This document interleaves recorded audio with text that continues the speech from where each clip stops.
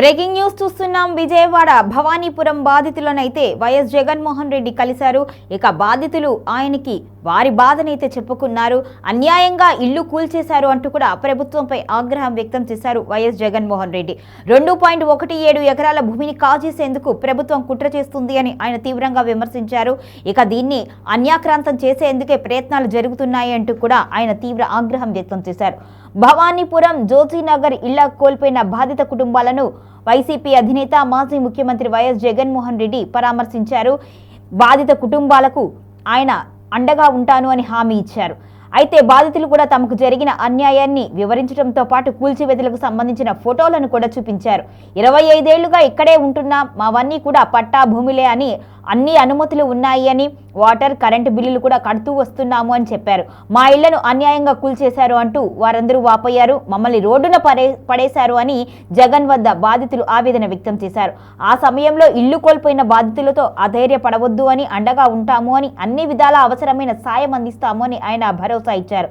ఇక జగన్ రాకతో ఆ ప్రాంతమంతా కోలాహలంగా నెలకొంది. ఆయన్ని చూసేందుకు, ఫోటోలు తీసేందుకు, సెల్ఫీలు దిగేందుకు, కరచాలనం చేసేందుకు భారీగా జనం మీద తరలివచ్చారు. మొత్తానికైతే ప్రభుత్వం కుట్ర పన్ని ఆ భూమిని కాజేయాలి అనే కోణంలో ఆలోచిస్తుంది అంటూ కూడా జగన్ మండిపడ్డారు.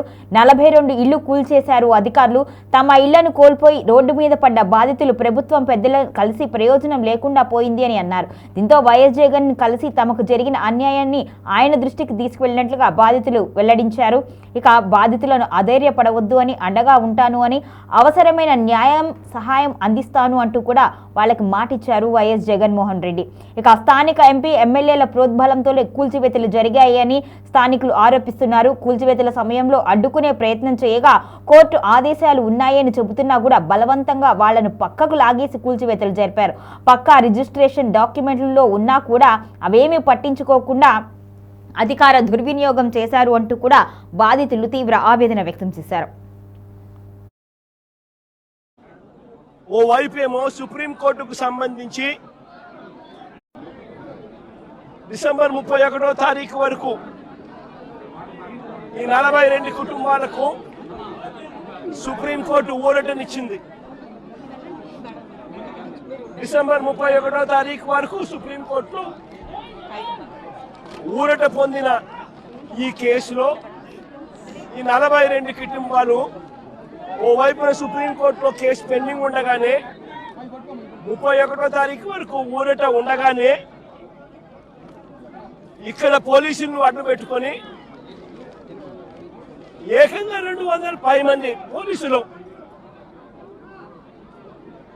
ఇక్కడ వచ్చి ప్రైవేట్ పార్టీకి మద్దతు తెలుపుతూ ఈ 42 ఇళ్లకు సంబంధించిన బాధితులను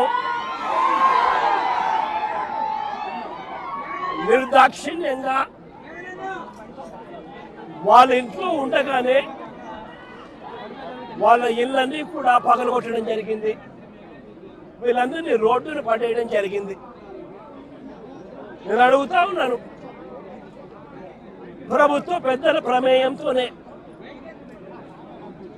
వారి సహకారంతోనే, వారి ఆశీస్సులతోనే ఇంత అకస్మాత్తుగా సుప్రీంకోర్టులో డిసెంబర్ 31వ తారీఖున వరకు గడువు ఉంది అని తెలిసినా కూడా అధికార దుర్వినియోగం చేస్తూ వీళ్ళందరినీ రోడ్డు పాలు చేయడం జరిగింది. నేను అడుగుతా ఉన్నాను ఇక్కడే, అయ్యా చంద్రబాబు గారు, ఈ 2 ఎకరాల 17 సెంట్లకు సంబంధించి వీటి విలువ ఎంత అని చెప్పి నేను ఇక్కడ అడిగా. ఎంతక్క ఇక్కడ దీని విలువ? ₹1,00,00,000 ప్లాట్ అండి. అందరి ₹1,00,00,000 పైనే ఉంది. దాదాపుగా ఈ 2 ఎకరాల 17 సెంట్లు వీళ్ళు ఇల్లు కట్టుకొని ఏదైతే ఉంటా ఉన్నారో కరెంటు మార్కెట్ విలువ దాదాపుగా 150 కోట్ల పైచిలుకోట. 150 కోట్ల పైచిలుకు గల ఈ ప్రాపర్టీకి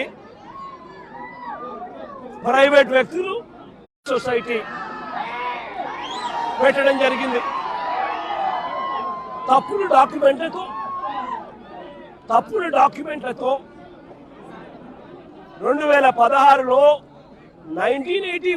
1981 డేట్తో ఒక తప్పుడు సొసైటీ క్రియేట్ చేసి మొత్తం డాక్యుమెంటేషన్ అంతా కూడా ఈ 150 కోట్ల ప్రాపర్టీని కాజేయడం కోసం అడుగులు పడ్డాయి. వీరందరూ చంద్రబాబు నాయుడుతో సన్నిహితులు. నారా లోకేష్ గారి ఇన్వాల్వ్మెంట్, లోకల్ ఎంపీ కేశినేని చిన్ని పూర్తిగా ఇన్వాల్వ్ అయి ఉన్నారు. ఇక్కడ కార్పొరేటర్ కూడా జనసేన పార్టీకి సంబంధించిన